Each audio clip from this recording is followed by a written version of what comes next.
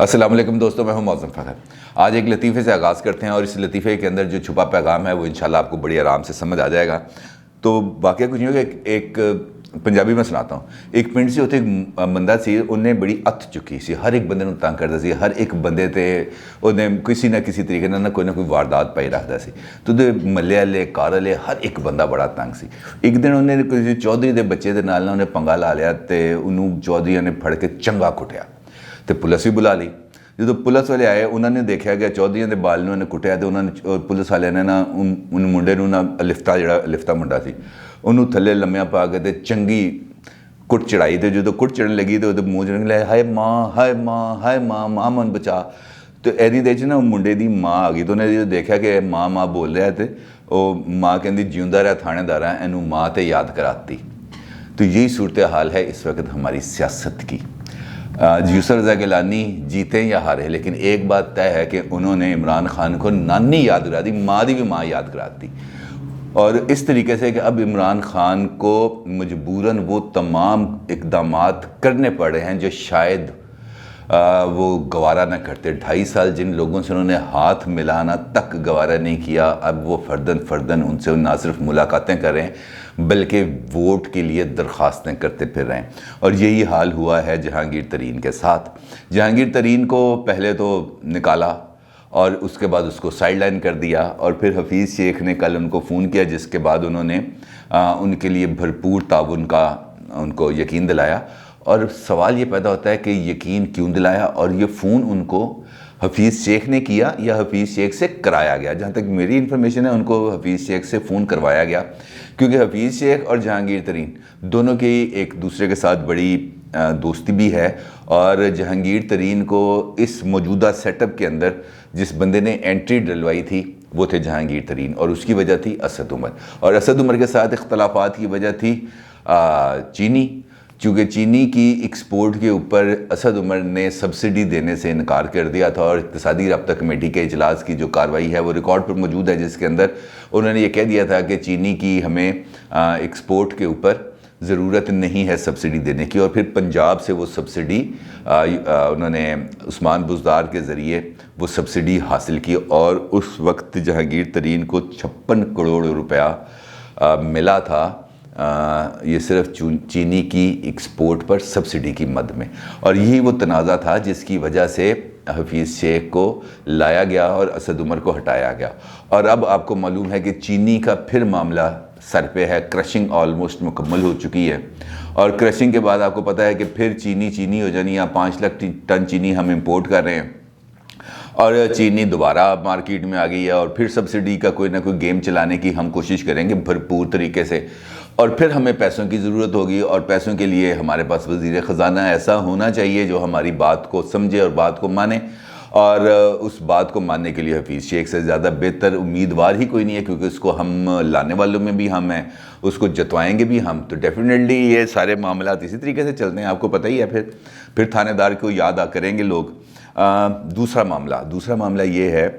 کہ عمران خان کا جو ایک بنیادی موٹو تھا نیٹ اینڈ کلین گورنمنٹ کا، وہ کہاں پہ چلا گیا؟ اس پر ایک بہت بڑا سوالیہ نشان لگ چکا ہے، اور اس کی وجہ یہ ہے کہ جہانگیر ترین کو اگر دوبارہ سیاست کے اندر پی ٹی آئی ہی کے پلیٹ فارم سے اگر وہ ایکٹیو ہوتے ہیں تو ان کے خلاف شوگر کمیشن کی رپورٹ کہاں جاتی ہے، اس پر کیا کارروائی ہے وہ ابھی تک ہمیں نہیں پتا۔ وہ ایف آئی اے میں معاملہ چلا گیا، اس کے فرانزک آڈٹس بھی ہو گئے، رپورٹس بھی بنیں گی، وہ رپورٹس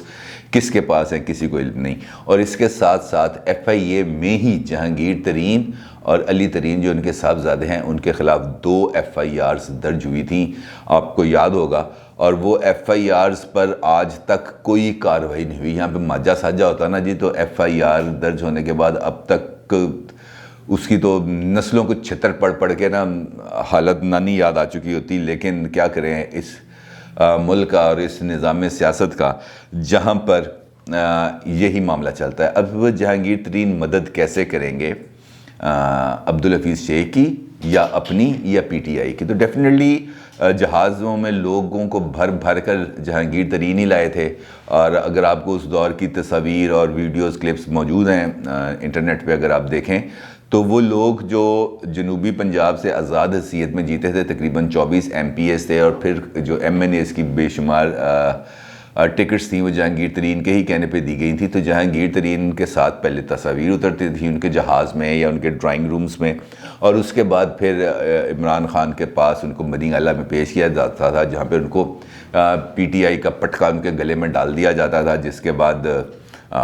بلے بلے ہو جاتی تھی اور پھر عمران خان پرائم منسٹر بن گئے۔ اور اب بھی ایسے ہی ہے، کیونکہ یہ تاثر ایک بہت زیادہ حد تک موجود ہے کہ جہانگیر ترین کا وہ جو گروپ ہے وہ ابھی تک جہانگیر ترین کے ساتھ انٹیکٹ ہے، اور جہانگیر ترین جس کو اشارہ کریں گے وہ گروپ وہاں پر جا کے ووٹ دے گا۔ اور جہانگیر ترین نے ڈیفینیٹلی، میں نے آپ کو بتایا کہ وہ وجوہات کیا ہیں جن وجوہات کی بنا پر جہانگیر ترین کو اس وقت سیاست میں انٹری کی ضرورت ہے۔ دیکھیں یہاں پر جو معاملہ چلتے ہیں نا،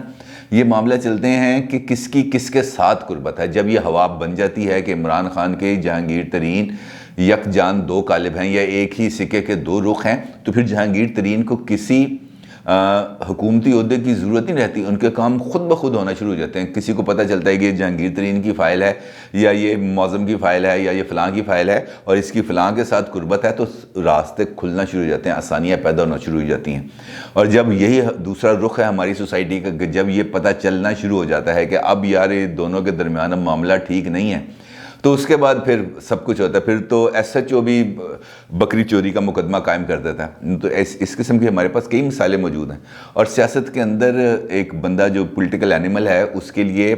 سیاست سے دوری ایسی ہے جیسے مچھلی کو آپ پانی سے نکال دیں۔ تو جہانگیر ترین اس سیاسی جو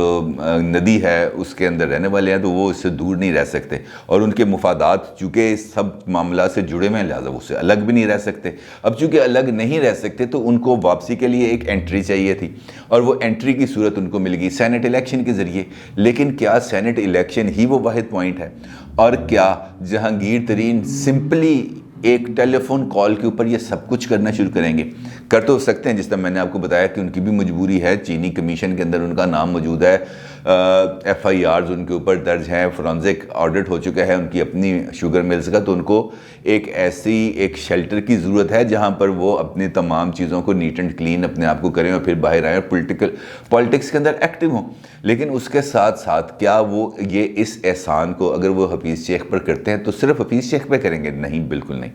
ان کا جو بھی احسان ہوگا وہ براہ راست عمران خان پر ہی کریں گے، اور عمران خان پر احسان کرنے کے لیے وہ ان سے کچھ نہ کچھ چیزوں پر بارگین کریں گے، اور وہ بارگیننگ کیا ہو سکتی ہے ممکنہ طور پر؟ اگر ہم اس بارگیننگ چپس کو دیکھیں تو وہ بارگیننگ پوائنٹس اگر ہم نوٹ کریں تو وہ بارگیننگ پوائنٹس یہی بنتے ہیں کہ نیٹ اینڈ کلین کا سٹیٹس برقرار رکھا جائے، مقدمات پر جس طریقے سے گو سلو کی پالیسی ہے اس کو سپر سلو کی پالیسی پر کر دیا جائے تاکہ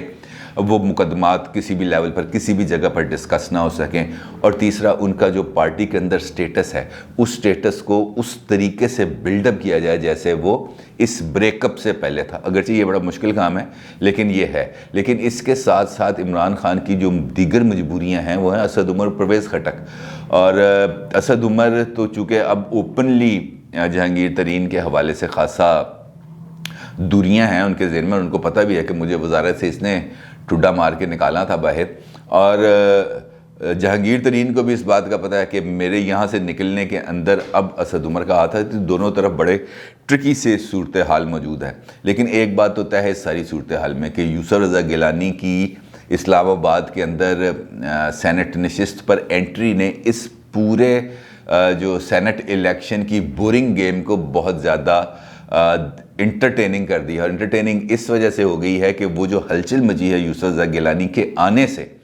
اس ہلچل کے اب جو پانی کی سطح پر جو لہریں، اگر پانی میں پتھر پھینکے،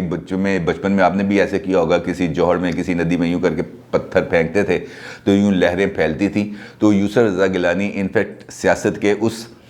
ساکن پانیوں کے اندر وہ پتھر تھے، وہ کنکر تھے جس نے وہاں پہ ایک ہلچل مچائی ہے، اور وہ ہلچل کے اثرات اب ہم دیکھنا شروع ہو گئے۔ لیکن یہ معاملہ صرف یہاں تک نہیں ہے۔ اگر